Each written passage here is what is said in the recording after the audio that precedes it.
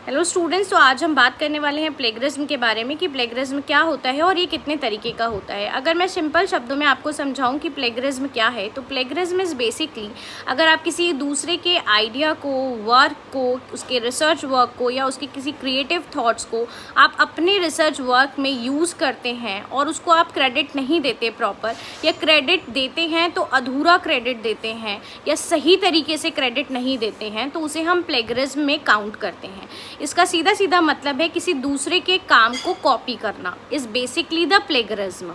अब प्लेगरिज्म कितने तरीके का होता है? एक होता है आपका डायरेक्ट प्लेगरिज्म। डायरेक्ट प्लेगरिज्म का मतलब है कि जब आपने किसी और का काम वर्ड टू वर्ड कॉपी कर लिया है तो उसे हम डायरेक्ट प्लेगरिज्म कहते हैं। दूसरा होता है आपका सेल्फ प्लेगरिज्म। सेल्फ प्लेगरिज्म का मतलब ये है कि आपने किसी दूसरे का काम कॉपी नहीं किया, बल्कि आपने अपना ही काम एक या दो बार कॉपी कर लिया। फॉर एग्जाम्पल, मैंने किसी एक रिसर्च पेपर में जो वर्क पब्लिश कराया, वही सेम टू सेम वर्क का इस्तेमाल मैंने दूसरे रिसर्च पेपर में भी करा, तो ये मेरा सेल्फ प्लेगरिज्म में आएगा कि मैंने अपना ही वर्क कॉपी किया है, राइट। तीसरा होता है आपका मोज़ैक। मोज़ैक को हम पैच वर्क भी कहते हैं। मोज़ैक प्लेगरिज्म क्या है कि आपने एक जगह से सारा कंटेंट कॉपी ना करके अलग अलग जगहों से आपने कंटेंट उठाया, अलग अलग राइटर्स के आपने व्यूज़ उठाए और उसको मिला के एक अपना रिसर्च वर्क डिज़ाइन कर दिया, तो that is the mosaic plagiarism, या इसे पैच वर्क भी कहते हैं, क्योंकि आप अलग अलग जगह से आपने अलग अलग सोर्सेज से वर्क को कॉपी किया और अपना एक कंटेंट क्रिएट कर दिया, राइट।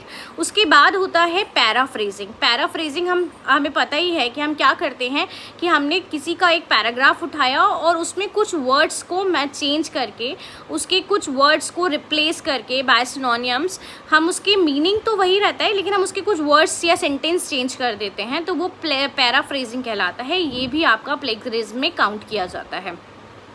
नेक्स्ट होता है आपका accidental plagiarism. Accidental plagiarism means आपने जानबूझ के किसी का वर्क कॉपी नहीं किया, लेकिन बाय चांस आपका वो वर्क कॉपी हो गया, यानी कि आपको पता नहीं था लेकिन फिर भी किसी और का वर्क आप कॉपी कर चुके हैं, तो वो एक्सीडेंटल प्लेगरिज्म में काउंट किया जाता है।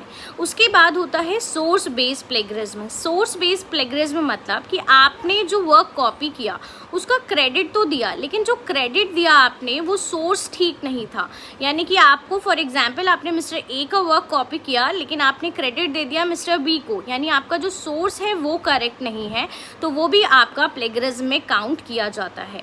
And the last is a complete plagiarism. Complete plagiarism मतलब किसी का एज इट इज़ काम अपने नाम से दिखा देना, ना तो उसे क्रेडिट देना और ना ही उसको डिस्क्लोज करना, यानी कि जब वर्ड टू वर्ड हम एक जगह रिफ्लेक्ट कर देते हैं तो वो हमारा कंप्लीट प्लेगरिज्म कहलाता है।